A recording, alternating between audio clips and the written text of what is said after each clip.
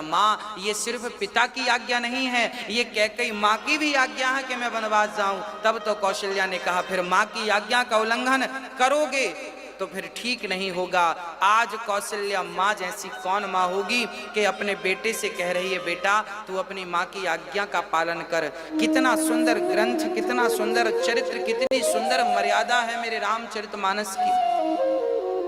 रामचरितमानस में लिखा है कि माँ की आज्ञा भगवान की आज्ञा, यदि माँ की आज्ञा का उल्लंघन किया, कहते हैं माँ के चरण की सेवा करना सहज है पर माँ की आज्ञा का पालन करना कठिन है। माँ को प्रणाम करना तो सरल है, माँ के चरण दबाना तो सरल है, पर माँ की आज्ञा का पालन कर लेना बड़ा कठिन है।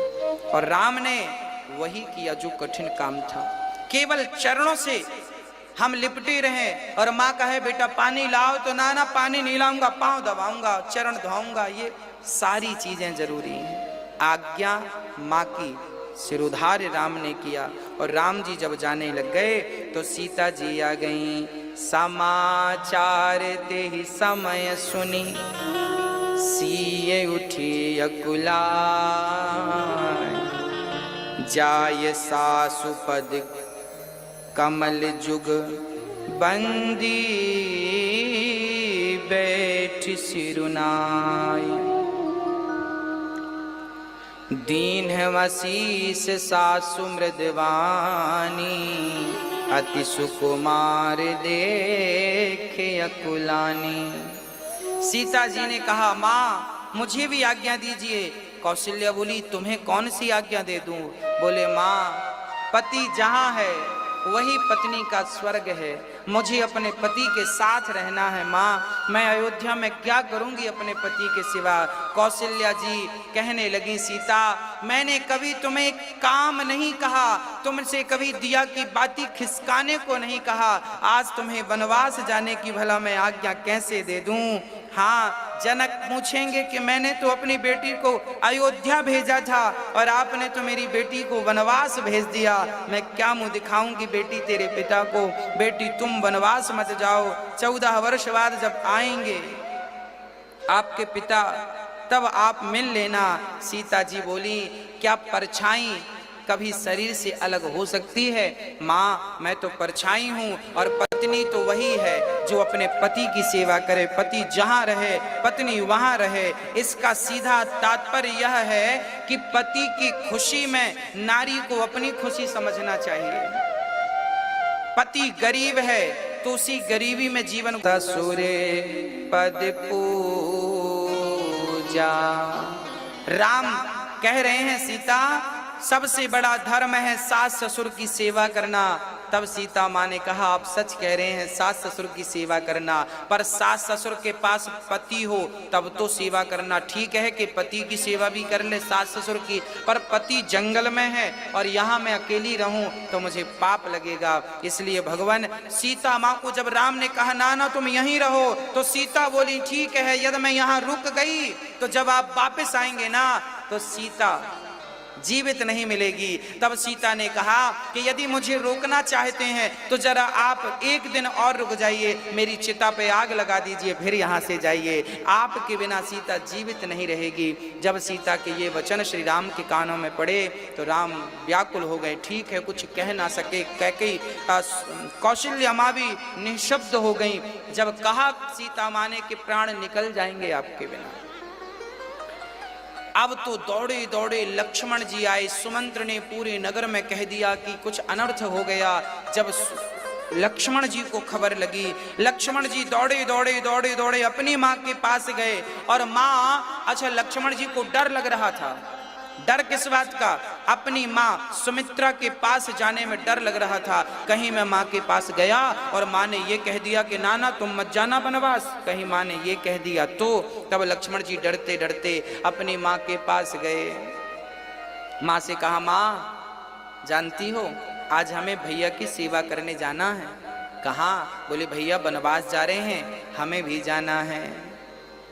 जानते हो सुमित्रा माँ ने क्या कहा?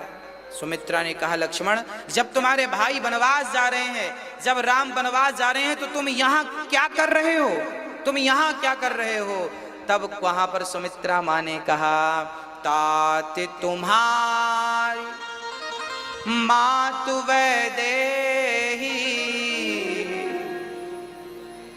हे तात, हे लक्ष्मण, आज से तुम्हारी माँ माता सीता है और तुम्हारे पिता राम। तुम्हारी माँ सीता, तुम्हारे पिता राम, मेरा तुमसे कोई रिश्ता नहीं। लक्ष्मण जी दौड़कर राम के चरणों में लिपट गए माँ से मिलने के बाद, और राम लक्ष्मण सीता तैयार हो गए। राम लक्ष्मण सीता कहा जाता है कि जब तैयार हो गए तब आखिरी बार तीनों पिता को प्रणाम करने गए।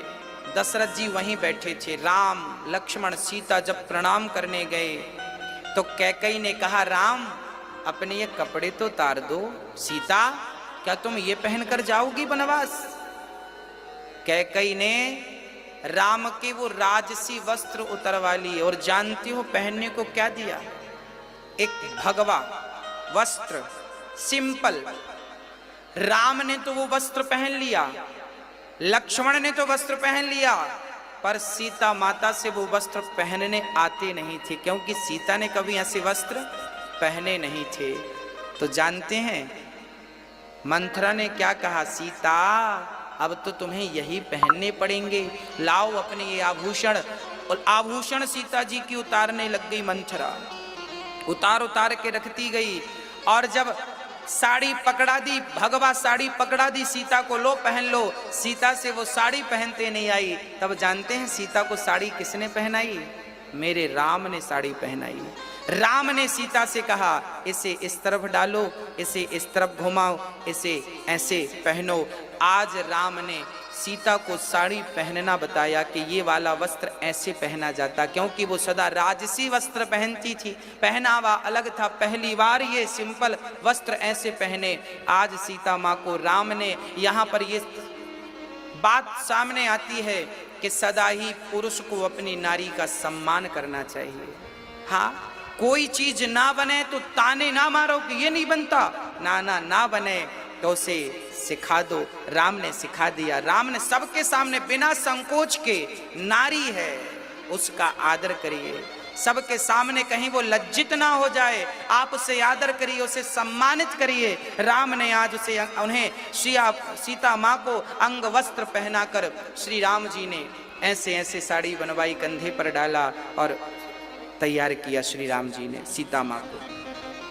और तीनों प्रणाम करते हैं श्री दशरथ जी के चरणों में। माँ कैकेयी को प्रणाम करते हैं और आज्ञा मांगते हैं, पिताजी हमें आज्ञा दीजिए, हमें आज्ञा दीजिए। और जैसे ही आज्ञा लेकर श्री राम चल पड़े तो यहाँ पर भक्त गाते हैं कि जब राम जी वन को चले, हाँ भक्त गाते हैं कि प्रणय अपने पिता का करने को,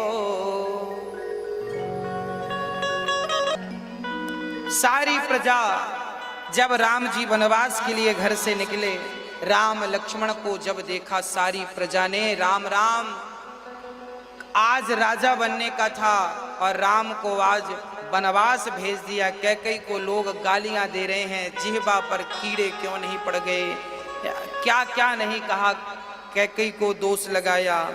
और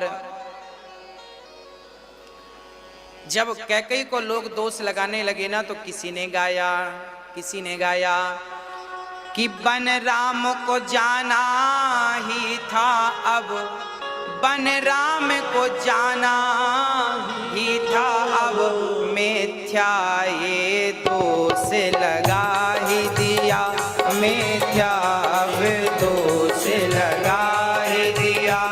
अर्थात राम को वन तो जाना ही था, कैकेयी को दोष लगा दिया। और कैकेयी को दोष लगाए भी क्यों ना, इतनी निर्दयी, इतनी निष्ठुर कोई माँ हो सकती है जितनी कैकेयी माँ आज बनी है। कैकेयी का वचन पूरा करने को, कैकेयी का वचन पूरा से नाता। जी सुमंत्र जी, 4 लोग नहीं सोए, बाकी सारे सो गए रात्रि के 1 बजे। जब रात को 1 बजे राम ने देखा कि सारे लोग सो रहे हैं, राम उठे और सुमंत देखा कि कौन कौन जग रहा है। सुमंत्र जी से कहा घोड़ा तैयार करें। रथ पर घोड़े लगाए, राम जी बैठे, कहा चलो। लक्ष्मण जी ने कहा प्रभु ये सारे नगरवासी आपके लिए यहाँ तक आए हैं, सो रहे हैं। राम जी बोले ये आगे जाएंगे तो इन्हें बड़ा कष्ट होगा, वनवास हमें मिला है, ये क्यों कष्ट उठावें। तो राम ने कहा ऐसा रथ चलाइए सुमंत्र जी के रथ में निशान उसके पहिए के ना बने। सोचे ऐसे कुशल सारथी थे कि रथ चलता था और जहां से निकल जाता था रथ के निशान, पहिए के निशान नहीं, ऐसी चतुराई से रथ चलाते थे। ऐसे ऐसे सारथी थे कि निशान भी नहीं बनते थे मिट्टी में। आगे श्री राम जी, लक्ष्मण जी, सीता जी रथ पर बैठी और चलते चलते सारी प्रजा को छोड़कर अब लक्ष्मण जी ने संकल्प लिया मन में, वाह राघव का हो, किसी भी कोई जात पात नहीं थी, पहले तो शिक्षा थी, बस सबके लिए समान शिक्षा थी। आज हमारे भारत में ये आरोप लगाए जाते हैं कि शिक्षाएं पहले केवल ब्राह्मणों को पढ़ाई गई, क्षत्रियों को पढ़ाई गई, शूद्रों को नहीं पढ़ाई गई। ऐसा नहीं है। रामचरित उठाकर देखिए, निषाद राज भगवान श्री राम के मित्र थे, सखा थे। मित्रता कहाँ हुई? बोले पढ़ने में मित्रता हो गई थी। एक ही स्कूल में पढ़े थे राम जी और श्री निषाद जी दोनों परम। आज निषाद जी चरणों में गिर पड़े हैं, प्रभु आप आए हैं, मेरा जीवन सफल हो गया। निषाद जी बड़े प्रेम से राम का आदर सत्कार करते हैं और राम राम राम वहाँ पर बैठते हैं, घास के ऊपर बैठते हैं, भोजन इत्यादि फल फूल खिलाते हैं। निषाद जी बोले चलिए हमारे घर पे चलिए। राम जी बोले 14 साल तक जंगल छोड़ के किसी के घर पे, किसी के गांव पे, किसी के घर हमें जाना नहीं है, हमें वनवास में रहना है। अब श्री निषाद राज जी राम जी की सेवा कर रहे हैं, उनको बढ़िया कंद मूल फल खिला रहे हैं और बड़ा आदर सत्कार कर रहे हैं। क्या हुआ जरा समझिएगा प्रिय भक्तों, आज निषाद जी भगवान को खिला रहे हैं, भगवान निषाद जी के हाथ से खा रहे हैं। अब आपका मन हो कि आप भगवान को खिलाएं, तो आप कैसे खिलाएंगे भगवान? क्या आपके हाथ से खाएंगे भगवान? कैसे खिलाएं? तो प्रिय भक्तों, मैं आज आपको बताऊं कि भगवान को कभी कुछ खिलाना हो तो भगवान डायरेक्ट कभी नहीं खाते, ना जाने किस रूप में। आज जो हम कलयुग की बात करें, आज भगवान किसी दीन दुखी के रूप में ही आकर भोजन स्वीकार करते हैं। एक चर्चा मुझे स्मरण आ गई। एक बार क्या हुआ कि एक नन्ही सी बच्ची रहा करती थी अपनी माँ के साथ, एक बेटी थी। माँ मजदूरी करती थी, मजदूरी करके जो पैसा लाती तो अपनी बेटी को कभी बिस्किट लेकर आती, टॉफी लेकर आती, और माँ अपनी बेटी से बड़ा प्यार करती। और वो दोनों माँ बेटी लड्डू गोपाल जी की, श्याम सुंदर की, मेरे राम की बहुत पूजा करती थी। एक दिन भगवान ने दरवाजा खटखटाया और दरवाजा खटखटा के चले गए। वो बच्ची दौड़कर बाहर निकली तो उसने देखा एक चिट्ठी बाहर रखी है। बेटी ने खोलकर देखा तो चिट्ठी में लिखा था, बेटी मैं कल तुम्हारे घर आऊंगा। बेटी बड़ी प्रसन्न हुई, माँ देखो भगवान आएंगे, और लिखा था मैं भगवान हूं, अर्थात वो चिट्ठी भगवान की थी, मैं भगवान हूं, तुम्हारे घर कल आऊंगा। माँ ने कहा बेटा जरूर किसी ने मजाक किया होगा, भगवान थोड़ी ऐसे आते हैं किसी के घर, हम तो गरीब हैं, हम तो पूजा भी नहीं करते, अच्छे से जानते भी नहीं है, हमारे घर कैसे आएंगे भगवान। उस बेटी को विश्वास था कि कहा है तो आएंगे जरूर। उस बच्ची ने कहा माँ चलो भगवान आएंगे कल, उनके लिए कुछ शॉपिंग कर लें, खरीद लें। घर पे न चटाई बिछाने को है, न कंबल ओढ़ने को है, मौसम ठंडा था, सर्दी का था। बेटी माँ के साथ बाजार चली गई। बाजार से बढ़िया आधा किलो बढ़िया मिठाई खरीदी भगवान के लिए, एक कंबल खरीद लिया ओढ़ने के लिए। अच्छा, उनके पास बचत के 300 रुपए थे, केवल टोटल 300 रुपए थे। 300 में आधा किलो मिठाई, एक छोटा सा कंबल, एक चटाई और एक छाता। पानी गिरने लगा तो छाता ले लिया, बाकी 50 रुपए बच गए। अब वो अपने घर की तरफ आ रहे थे, वो बेटी आ रही थी, तभी उसने देखा कि रास्ते में एक स्त्री खड़ी है जो पानी में भीग रही है। उसकी गोद में नन्हा सा बालक भी है और पास में एक पुरुष खड़ा है। पति पत्नी और नन्हा सा बच्चा पानी में भीग रहा था। ये छोटी सी लड़की अपनी माँ से कहती है, माँ घर जाओ जल्दी से, सामने घर था। माँ तो घर में चली गई। ये बेटी सारा सामान लेकर, छाता लेकर पहुंच गई। उस बेटी को लगा जरा इनसे पूछें तो सही कि ये बारिश में क्यों भीग रहे हैं। तो बेटी को दया आई, पूछा, बहन जी आप क्यों भीग रही हैं। तब उस स्त्री ने कहा, बेटी हमारा ये छोटा सा बालक बीमार पड़ गया है, डॉक्टर के पास जाना है, परंतु हमारे पास इसकी दवाई के कोई पैसे नहीं, छाता भी नहीं है, हम इतने गरीब हैं। तब इस लड़की ने सोचा कि मेरे हाथ में मिठाई है, इस मिठाई की इन्हें जरूरत है, मेरे हाथ में छाता है, इस छाते की इन्हें जरूरत है, और मेरे पॉकेट में 50 रुपए बचे हैं, उस 50 रुपए की इन्हें जरूरत है। पर उसे लगा कि मैंने ये सब इन्हें दे दिया तो कल मेरे घर भगवान आएंगे तो मैं उन्हें क्या खिलाऊंगी।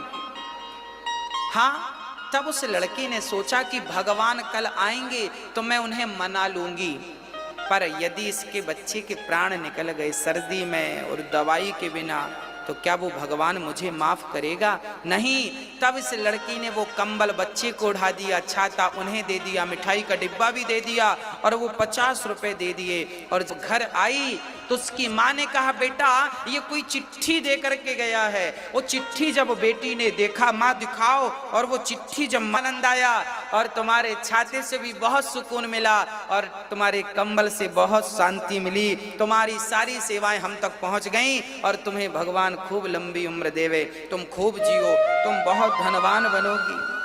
अब वो लड़की की आंखों में आंसू आए, बाहर निकल कर देखा तो ना वहां कोई स्त्री थी ना कोई पुरुष थे, भगवान ही खड़े थे उस रूप में उस लड़की की सेवा लेने के लिए।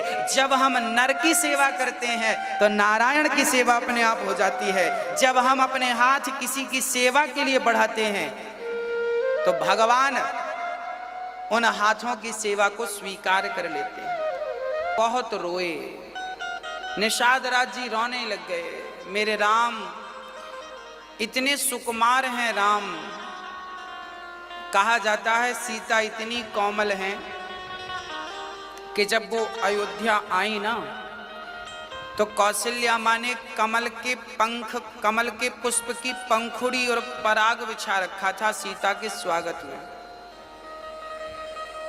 तभी सीता जब आई तो उनके पांव में एक पंखुड़ी चुभ गई। सीता जी के मुंह से आवाज निकली। कौशल्या बोली, बेटी क्या हुआ।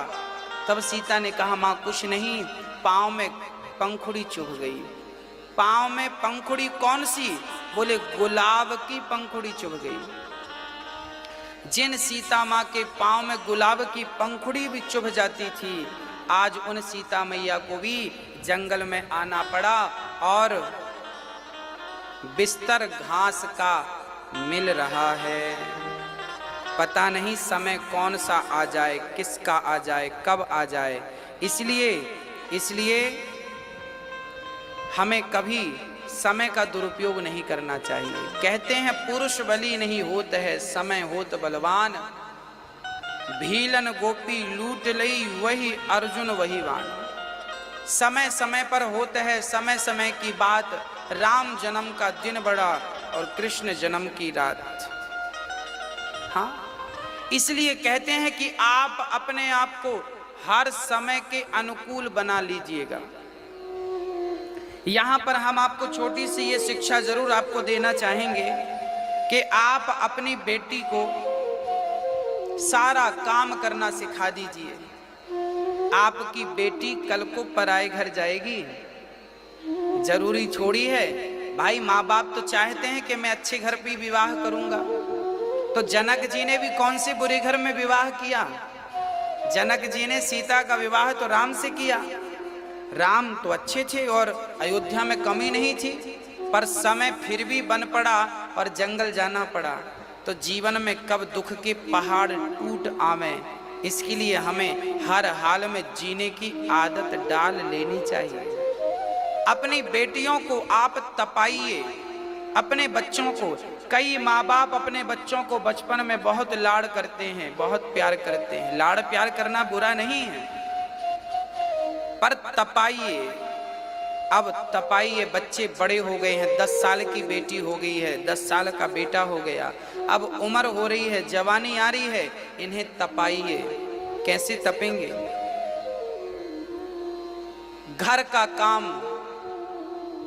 आपकी बेटी को रोटी बनाना आना चाहिए, 4 लोगों का भी और 100 लोगों का भोजन बनाना भी आना चाहिए। हाँ, फूलों में पली बढ़ी क्यों ना हो, पर मजबूत तो होना चाहिए हर व्यक्ति को। जूता चप्पल पहन के सारे लोग चल लेते हैं, कभी नंगे पांव चलने का अभ्यास किया आपने? मेरा अर्थ तो यह है कि आप हर समय के लिए तैयार रहें।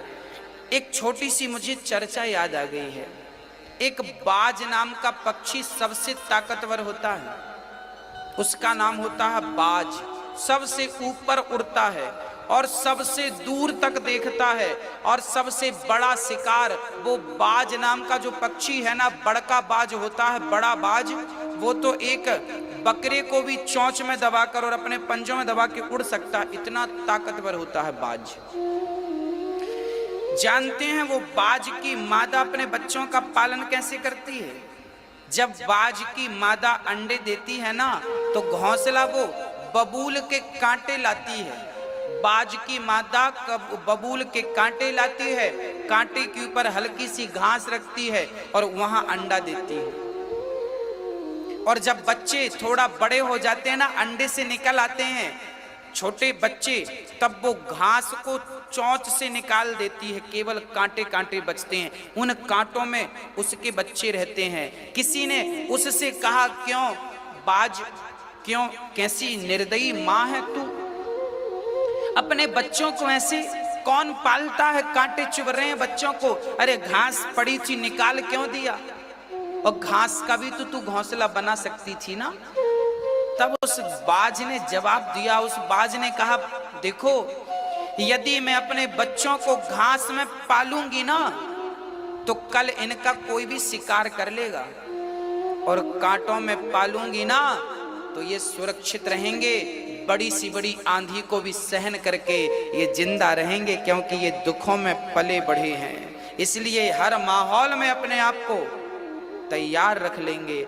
ऊंचाई पर इसलिए उड़ते हैं क्योंकि बचपन से उनकी माँ ने कांटों में पलाया, वो कहीं भी दौड़ जाएं, कहीं भी शिकार कहीं से भी ढूंढ लें, और कितने ऊपर उड़ते। सबसे ताकतवर इसलिए है क्योंकि उसका पालन माँ अलग प्रकार से करती है। माँ चाहे तो बच्चे को कुछ भी बना दे, इसलिए संस्कार के बीज तो माँ बाप से ही बच्चों के हृदय तक पहुँचते हैं, इसलिए संस्कार जरूरी है। जब निषाद राज रोने लग गए, तब श्री लक्ष्मण जी कह रहे हैं, को ना काहू को सुख दुख कर दाता, बड़ा